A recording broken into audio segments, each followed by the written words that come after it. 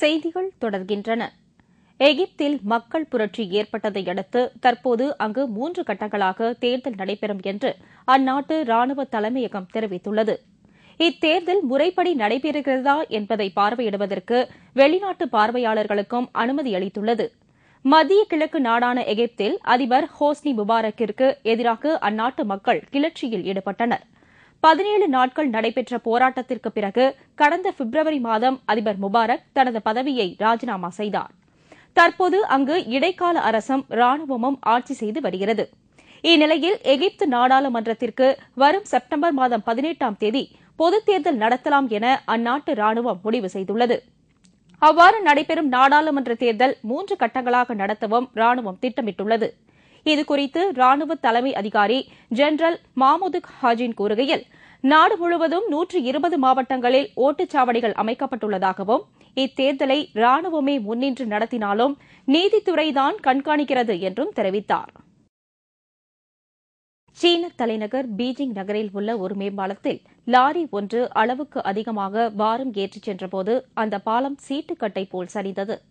சீனாவின் பீஜிங் நகரின் வடக்கு பகுதியில் பெய்தி என்ற மேம்பாலம் ஒன்று உள்ளது. இந்த மேம்பாலத்தில் நேற்று 160 டன் மணலுடன் ஒரு லாரி சென்று கொண்டிருந்தது.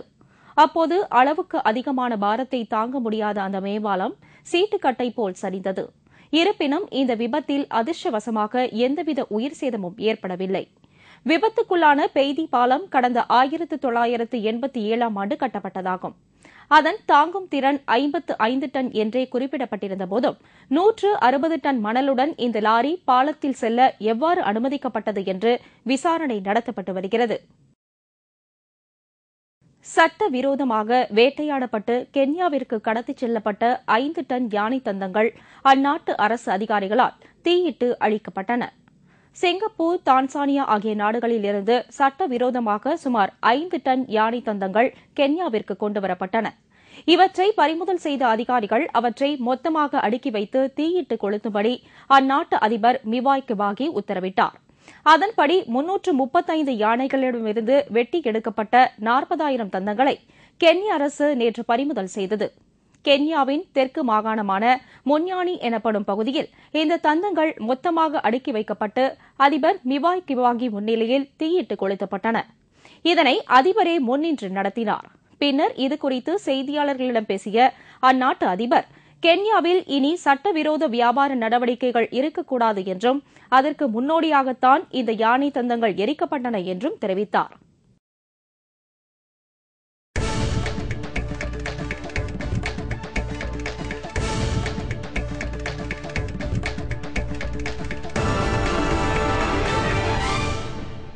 லண்டனில் லார்ட்ஸ் மைதானத்தில் இன்று நடைபெறும் 2000வது டெஸ்ட் கிரிக்கெட் போட்டியில் பங்கேற்பது தனக்கு கிடைத்திருக்கும் மிகப்பெரிய வாய்ப்பு என்று இந்திய கிரிக்கெட் அணியின் கேப்டன் மகேந்திர சிங் தோனி தெரிவித்துள்ளார்.